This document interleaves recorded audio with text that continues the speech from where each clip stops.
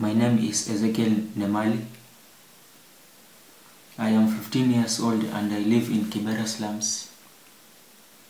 I finished my primary school last year and I came to the organization Women for Women to look for help so as to achieve my dream and go to high school.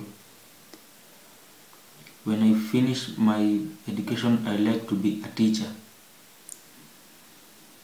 I like to move out of Kibera, but I will not forget the people who are living in Kibera slums. I like playing soccer and I play 3 times a week in Kibera in an under 15 team.